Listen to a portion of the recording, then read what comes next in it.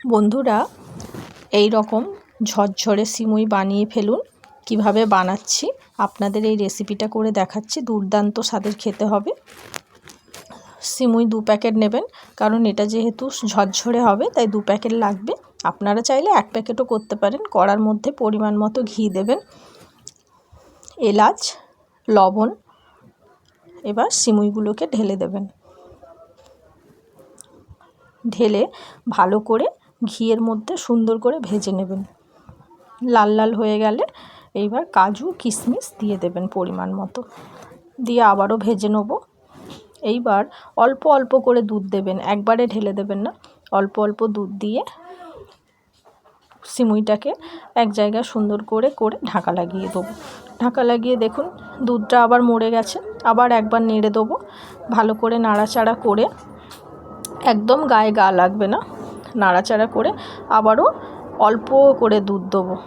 অল্প অল্প করে দুধ দিতে হবে এটাতে। বেশি দুধ দিলে সিমুইটা ঘাঁটা হয়ে যাবে। আবার ঢাকা লাগিয়ে দেবো। ঢাকাটা খুলে দেখুন সিমুইটা দেখুন কি সুন্দর ঝাড়া ঝাড়া হয়েছে, একটুও গায়ে গা লাগবে না।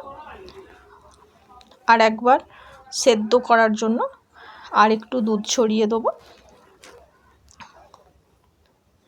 প্রায় সেদ্ধ হয়েই গেছে, এইটাই লাস্ট। দিয়ে আবারও ঢাকা লাগিয়ে দেবো।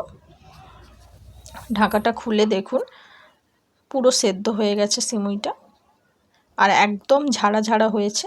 এবার চিনি ছড়িয়ে দেবো পরিমাণ মতো। আপনারা যে যেমন মিষ্টি খান সেইভাবে দেবেন। দিয়ে ভালো করে চিনিটা গলে যাওয়া পর্যন্ত নাড়াচাড়া করব।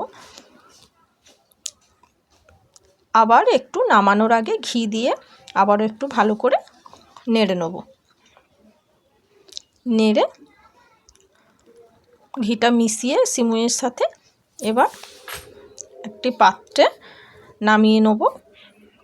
দেখুন পুরো রেডি হয়ে গেছে। এই দেখুন একদম ঝরঝরে হয়েছে। আপনারা বন্ধুরা এই রেসিপিটা করে জানাবেন কমেন্টসে অবশ্যই কেমন হলো। আর আমার রান্না ভালো লাগলে অবশ্যই লাইক কমেন্ট শেয়ার করে দেবেন, আর সাবস্ক্রাইব করতে বন্ধুরা ভুলবেন না। দেখুন পুরো ঝরঝরে হয়েছে। আজকের মতো টাটা।